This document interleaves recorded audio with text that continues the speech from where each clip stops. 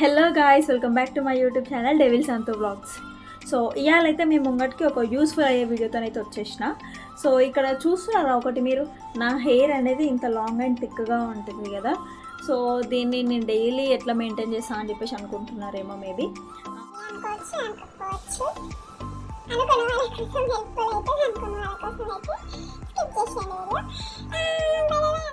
First నేను హెయిర్కి oiling అనేది ఎట్లా చేసుకుంటా అండ్ ఎన్ని డేస్ పెట్టుకుంటా అని చెప్పేసి నేను హెయిర్ని బాగా మంచిగా ఏమంటారు వాష్ చేసుకున్న తర్వాత, ఎప్పుడు లిటరలీ మనం స్కూల్ డేస్ ఉన్నప్పుడు సండే రోజు ఎట్లయితే వాష్ చేసుకుంటామో, నేను యాక్చువల్లీ ఈ సండే అండ్ సాటర్డే మాత్రమే హెయిర్ వాష్ చేస్తాను. అండ్ ఇంకా మండే నుంచి కంటిన్యూ ఆయిలింగ్ అనేది పెట్టుకుంటా. బట్ కాలేజ్ వల్ల కొంచెం డిలే అయిపోయింది, అదంతా హెయిర్ కేర్ అంతా పాడైపోయింది. నేనైతే హెయిర్ ఆయిలింగ్ అనేది మళ్ళీ కంటిన్యూ చేద్దామని చెప్పేసి చేస్తున్నా.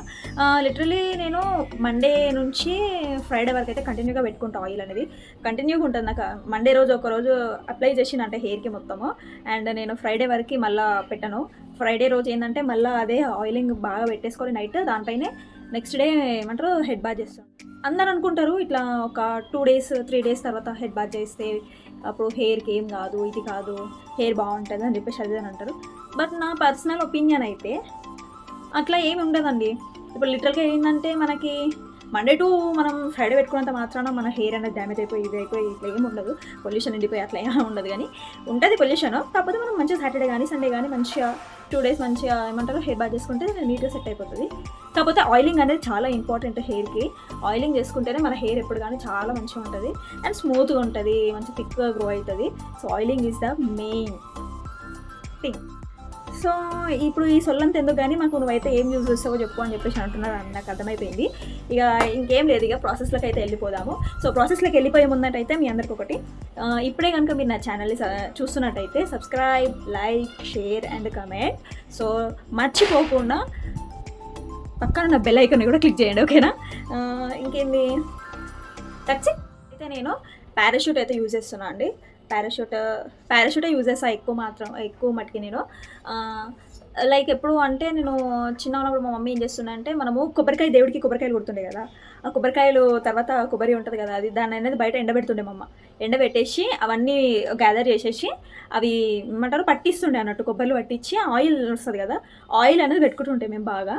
సో ఇప్పుడైతే అది అంతగా ఇప్పుడు మళ్ళీ అంత ప్రాసెస్ చేసి అంత లేదు అని చెప్పేసి, మీకు ఏదైనా ఓకే, మీరు ఏదైనా తీసుకోండి, ఎందుకంటే మీకు పడింది తీసుకోండి. అండ్ నేనైతే ఒక బౌల్లో తీసుకుంటున్నా. సో హెయిర్ లెంత్ని బట్టి క్వాంటిటీ తీసుకోండి, ఓకేనా? నాకు హెయిర్ లాంగ్ కాబట్టి నేను మొత్తంకి సరిపోవాలి కాబట్టి ఇంత క్వాంటిటీ అయితే తీసుకుంటున్నా.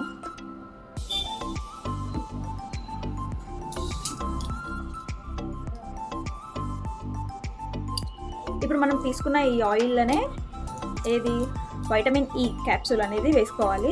సో ఫస్ట్ ఆఫ్ ఆల్ అయితే నేనైతే ఈ ఆయిల్ని హీట్ చేసుకుంటా. ఫస్ట్ నార్మల్ లైట్గా హీట్ చేసేసుకొని తర్వాత వైటమిన్ ఈ క్యాప్సూల్ అనేది వేస్తే మన హెయిర్కి అనేది మంచిగా అసలు వైటమిన్ ఈ వల్ల అసలు హెయిర్ చాలా సాఫ్ట్గా ఉంటుంది. దానికి మంచి ఏంటంటే రీగ్రోత్ వస్తుంది అన్నట్టు. మనకి ఆయిల్ అనేది హీట్ చేసుకొని దీనిలో వైటమిన్ ఏ క్యాప్సూల్ అయితే వేస్తాను. సో ఫైనల్గా ఈ ఆయిల్ అయితే హీట్ అప్ చేసేసిన అండ్ వైటమిన్ ఏ క్యాప్సూల్ కూడా దీనిలో వేసేసిన.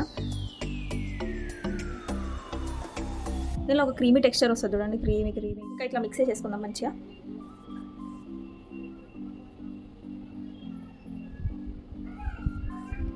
సో ఇప్పుడు దీన్ని తీసుకొని మనం పార్టీషన్స్ వేసుకోవాలండి. ఎప్పుడు కానీ గుర్తుపెట్టుకోండి, మనకి హెయిర్ ఆయిలింగ్ అనేది స్కాల్ప్కి ఇంపార్టెంట్. ఎక్కువ స్కాల్ప్కి బాగా అప్లై చేసుకోవాలి. ఇప్పుడు కానీ మనం హెయిర్ లెంత్కి ఇక్కడ అప్లై చేసుకున్నామన్నా కూడా దర్ ఇస్ నో యూజ్, ఎందుకంటే ఇక్కడ నుంచి మనకి హెయిర్ గ్రోత్ అనేది వస్తుంది కాబట్టి. సో స్కాల్ప్కి అనేది బాగా అప్లై చేయండి. సో కింద తర్వాత నార్మల్గా అప్లై చేసుకున్నా సరిపోతుంది. సో స్కాల్ప్కి అనేది పార్టీషన్స్ వేసుకుంటే అప్లై చేసుకోండి.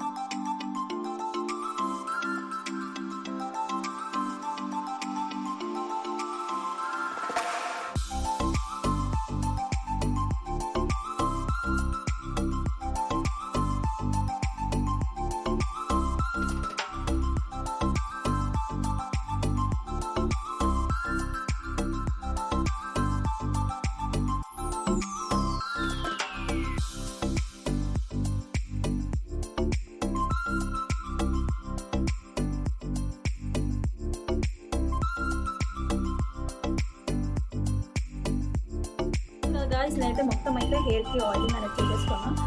సో మొత్తం మంచిగా అప్లై అవుతుంది, చూస్తున్నారు కదా.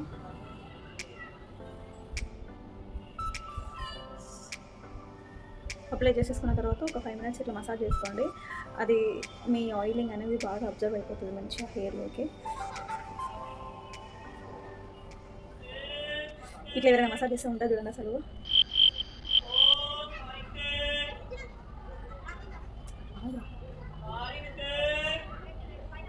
సారీ అండి, ఏమనుకోకండి, కార్ తీసుకే దట్స్ ఓకే.